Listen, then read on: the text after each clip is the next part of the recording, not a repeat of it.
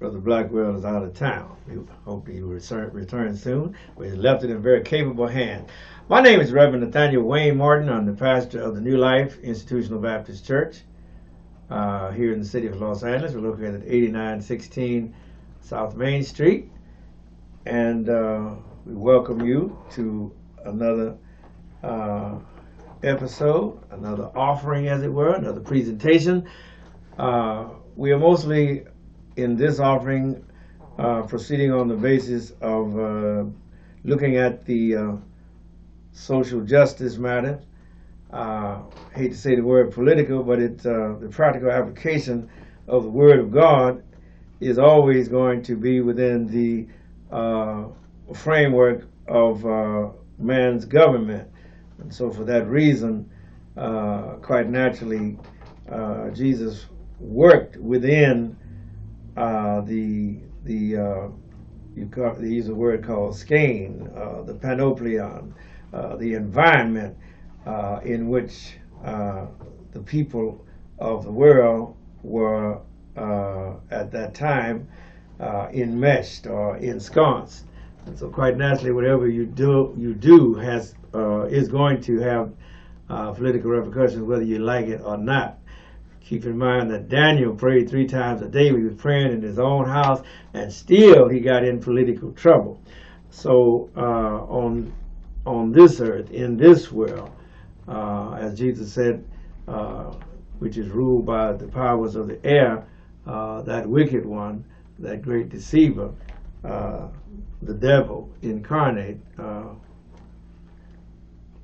presented much more succinctly.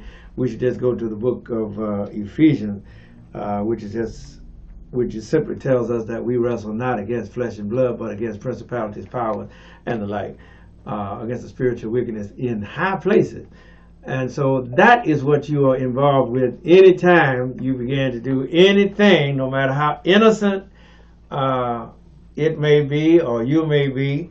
If someone wants to make a political statement about it, then you are automatically dragged into the court, as it were, of the political. After all, somebody said in today's world, telling the truth is a revolutionary or radical action. The present presentation that you look at is entitled "It's Time," and you might say, "Well, what is it time for?" And that's a good question. You should always ask, what is it time for? What is God doing in our world today? And the purpose of this offering is to talk about the social justice issues, especially concentrating on the environmental and the economic. The environmental, because whether you see it or not, as I was just explaining about the political, you are enmeshed and engrossed and involved, and you're in the matrix of the political. You can't escape it. That's why I look quizzically and bemusedly at the young people. Say, when you ask them about voting, they say, "Well, no, I don't get into voting and politics. I ain't got nothing to do with politics." You got everything to do with politics, because politics got everything to do with you, from the price of a commodity in the store to whether your street gets swept on a certain day, to how much you're going to pay in property taxes. And if you don't have a house, how much you're going to pay in rent. And if you ain't renting, where you're going to be allowed to hang out or to stay. You cannot say that you're not involved with the politics, because politics has everything to do with you and your life. This is not something where you can just tune out when you get ready. Say, I'm not a part of it, I ain't got nothing to do with it. You got to do with it, because it's going to do with you. And so that's the first act of maturity of a citizen of a nation state, or of a municipality, or of a metropolis, is to realize that whether you like it or not, you are involved. You are a participant, and so you need to be as effective and with your input, and grow stronger with your input, and always know what the issues are, and become more aware of what the issues are, because the players that have come before you or that are in charge are always going to try to hide things from you, and it is up to you to investigate it, to ferret, and to bring it out, so that you will be able to address what is occurring in your society. People have what you call ostensible looking motive, but then there is the ulterior motive, which is the real reason, not the ostentation, but the real reason. That's what they call ulterior. It's out of sight, but it's there. It's the reason why a thing is as it is. And so when we talk about the environment, why is the environment as it is? It is as it is because the people in charge benefit and get advantage off of the present circumstances or conditions. Those circumstances and conditions that are advantageous to them may be disadvantageous and unbeneficial or even harmful, hurtful to the point of lethality to you. And so that is why you cannot accept things as they are, and you cannot just blasé and be oblivious to what is going on, zoning out with just because you can get a stick of marijuana or something and just zone out, or take a drink and zone out. No. You ever look at an alcohol bottle? It's got a state government seal on there. You don't hear me? And you are involved. The government is involved with you even when you're taking a drink. Talk back to me. Our scripture, our marching orders are to deal with reparations. Yes, I am a firm believer that we deserve and need reparations, not just from slavery, but from those all those Jim Crow segregation years in which we were denied access to housing, denied access to land, denied access to Social Security for the first 20 years, denied the full advantage of the GI Bill and the like. And the reason why the current effects are as they are the consequences of things that were set in motion way back there in the early part of the 20th century. And remember that in the 19th century, they fought the Great War to end slavery, and they had the golden opportunity that was called Reconstruction. But then following that Reconstruction, there was the Hayes-Tilden debacle, or as it were, compromise. And when the North agreed to pull the Yankees, the soldiers, out of the South, then Katie locked the door, and the former traders who had, because of their white skin, been readmitted into the Union and into acceptance and into the Congress and into the halls of power and the seats of power all across the country, began to wreak their vengeance upon the newly freed, formerly enslaved. And then began the dark nights of the black codes and all of that type of legislation, and just downright terror. You talk about terror from over yonder. We had terror right here. It was designed to terrorize and hold into subjection and paralyze you with fear and make you so afraid for yourself, afraid for your family, afraid for your children, your wife, your husband, and your friends, that you were what? You were malleable. Whatever they told you to do, you done it. They set our wages, and we couldn't argue about it. If they weren't going to pay you $1 a day, 50 cents a day, they weren't going to pay you at all. You had to be able to accept it. And so we're still battling out under all of that. And yes, you deserve reparation, because they being the powers that be.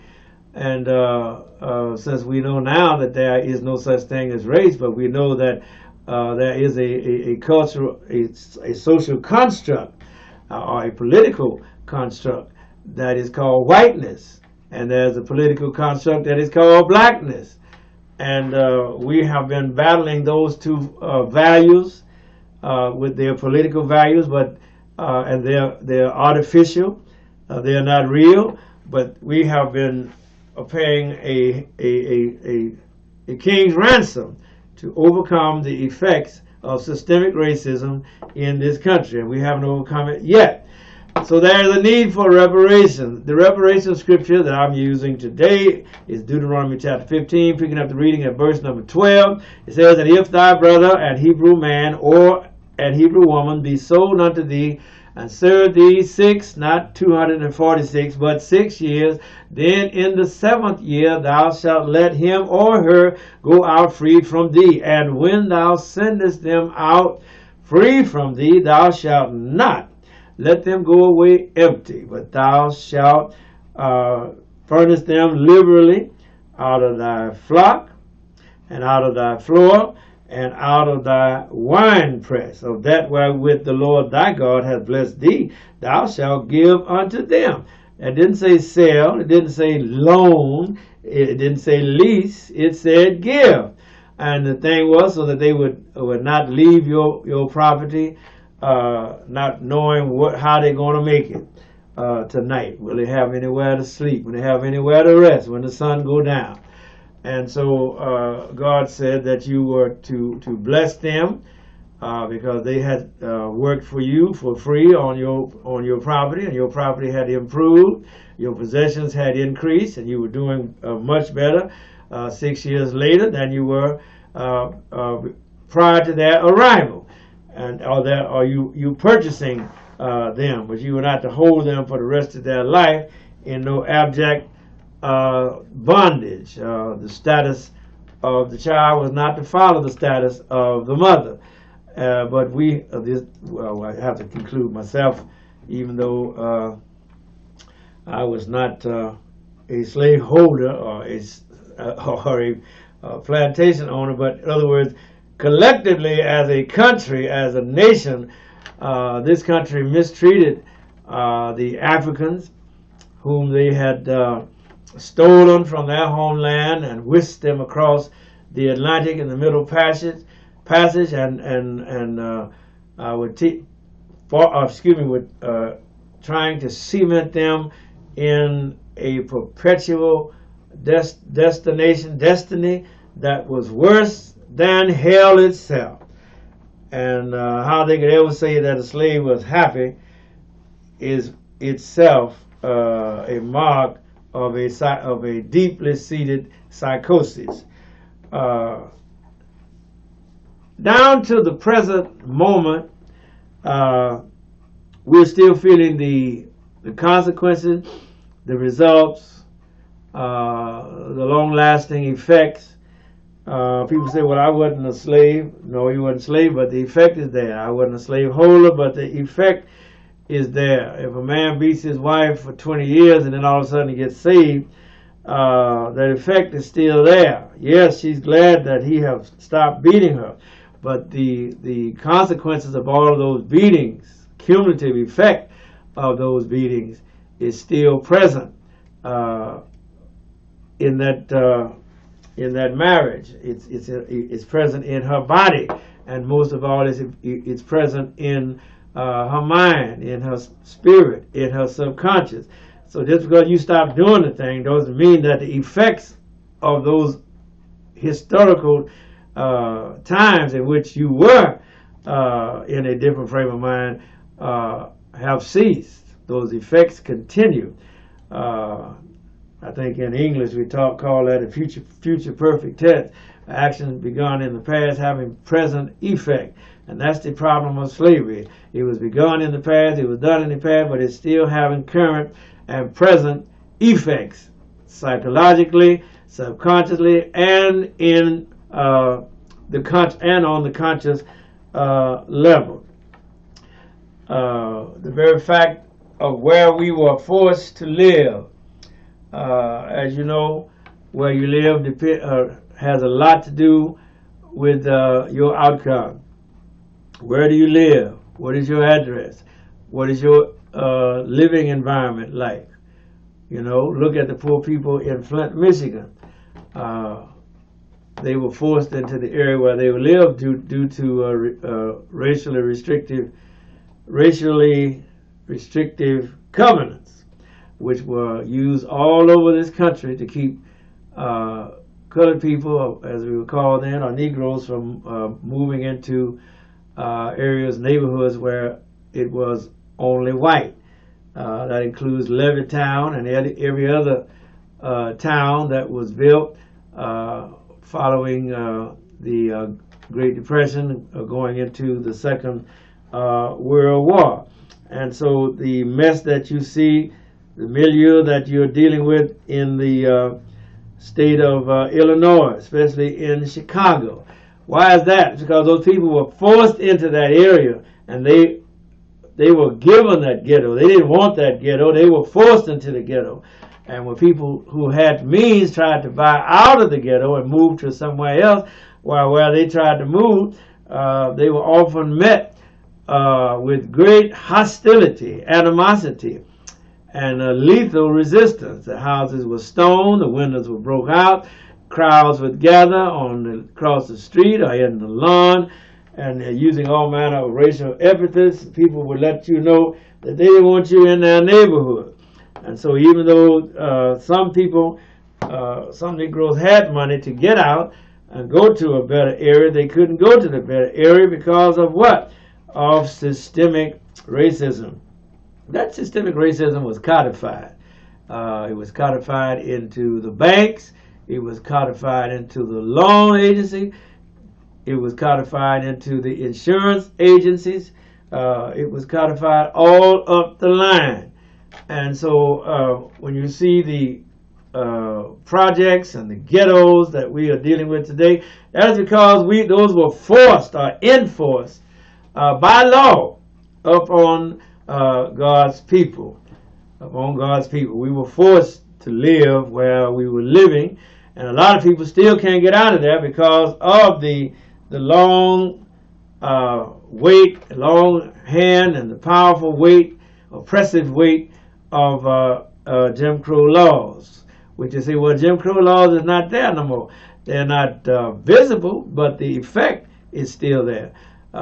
Some writer said the greatest power of white supremacy is its invisibility.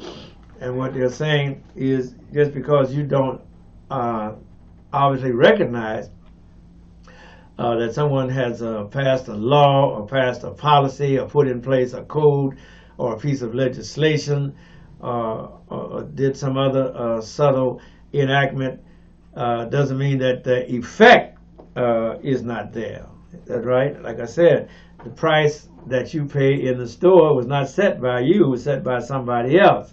And you had to pay the price if you wanted to get that product, that good, or that a service. We don't set the price for what we buy. We just have to pay the price if we're going to try to have a decent place and decent things.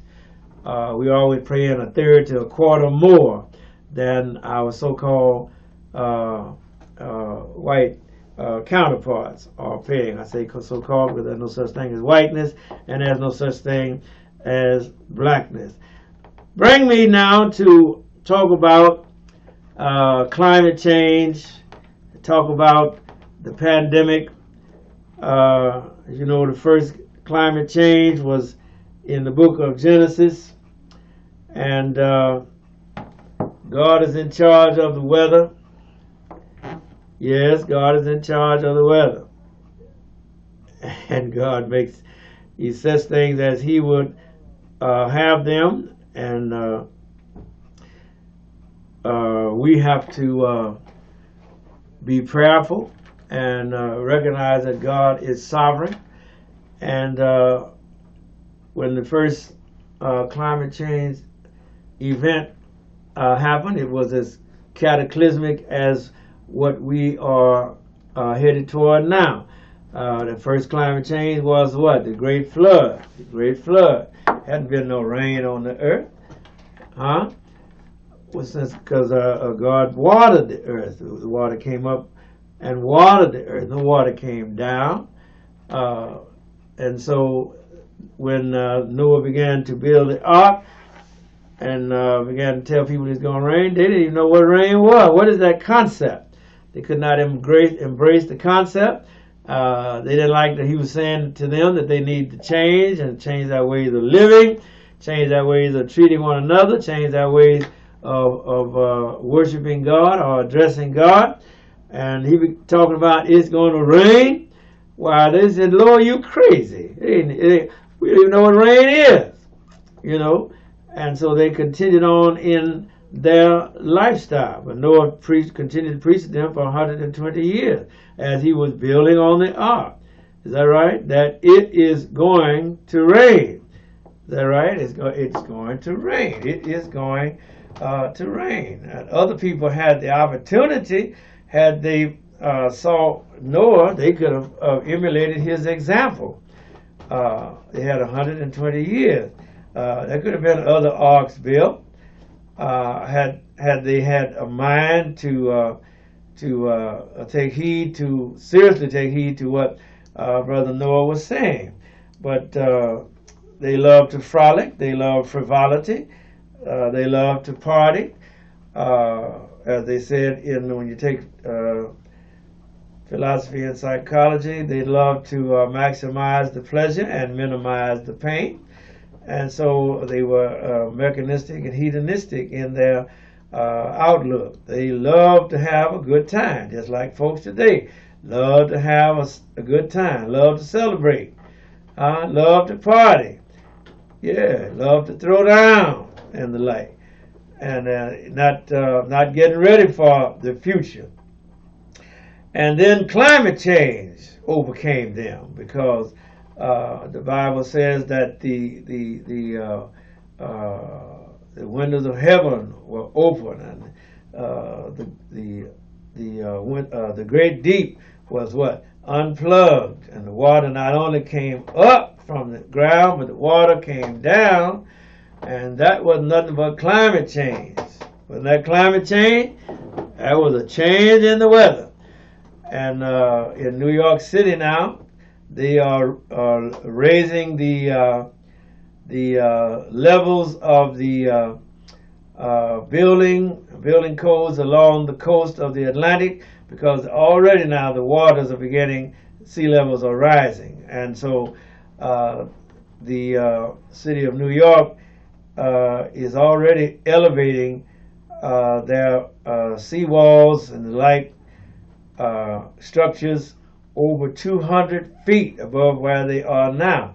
And you're not allowed to build anything below that because the water levels are now rising all around the Atlantic coast. And not to mention the Pacific coast, the people who live in the Marshall Islands and the Solomon Islands, they're having to evacuate those islands and come on into the mainland and to find to try to make a permanent residence, because the water level, the sea levels are rising. And this is because the glaciers are melting, the ice caps are melting. They're melting at an alarming rate. And during the 4 years of the 45th president, he ridiculed the idea of climate change, and when he was in control of the government agencies, he wouldn't even allow them to talk about or use the word climate change. So out of sight is out of mind. He didn't talk about it, just like he didn't talk about that coronavirus or the COVID-19 virus. He said it would go away in the summer and all of that, and that you could get UV rays and just use a little Clorox bleach, and you'd be fine. And so 500,000 deaths later, which he took no responsibility for the deaths of all of those people. 500,000 Americans perished. 5 minutes. Oh boy, time I start talking, it's time to wrap it up. But you see the effect of things, climate, and that climate change is not a joke. And those 4 years when the federal agencies were forced to dismiss the reality of climate change put us that 4 years further behind. And so consequently now we're doing catch up and make up under the current president, President Joe Biden. And thank God as this new corona variant comes about that we have somebody in office who takes the CDC seriously and takes the science seriously, doesn't try to politicize the science and satirize and ridicule the science. But keep in mind that the 45th president has 71 or 74 million people who voted for him. And so that reality is still out there. That is still a part of the total environment. But thank God you had like 81 million that voted for Mr. Joe Biden. But both of those factors are still out there in the environment. And that is why I talk about reparation, because, hey, your environment has a big impact upon you, whether you recognize it or not. You can be sitting where you're sitting and not oblivious to what's happening, and it could be anything disaster headed your way right there in your neighborhood, and you are not aware of it. But it is in your environment. And so, yes, you need, we as a people need reparations. We need to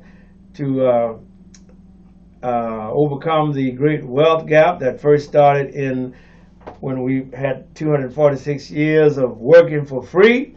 That means 246 years of wages that you were not paid. You were waged less, and you worked, but you were not paid. And then you had another 100 and so years in which you worked, and but your wages was set, and your salary was set, and you couldn't challenge it, and you were paid far less than what you were worth. But because of the proclivities of the time, because of the tenor of the time, because of the prevailing policies, you were not allowed to do for yourself. Now you can ask for a certain salary, but look how late it is in the game. As we wrap up, I want to thank you. Pray much for one another. Wear your mask when you go out. Don't be a fool. Those of you that don't feel like you need to be vaccinated, remember you're playing right into the enemy's hand. The enemy wants you to perish, and when you don't get vaccinated, you're helping the enemy, because you're saying, I know this stuff has the potential to kill me, but I just don't want to get vaccinated. And the enemy says, all right, don't get vaccinated. And then what happened? And so you need to weigh all of that and make the best decision for yourself. Nobody can tell you what to do about your own health. But when you come down with the virus, you're going to be on the hearts and minds of the family and the general public. As I say to my friends that work in these thankless jobs, they don't want to give you a full-time job. They don't want you to work 40 hours. They don't want you to work 8 hours a day, because they want to keep you underneath that, in that temporary status. But yet they want you at their beck and call at all times. They're telling you they don't want to pay you. And somebody don't want to pay you, don't work for them. God bless you. All right, we out of here, Doc. Thank you very much.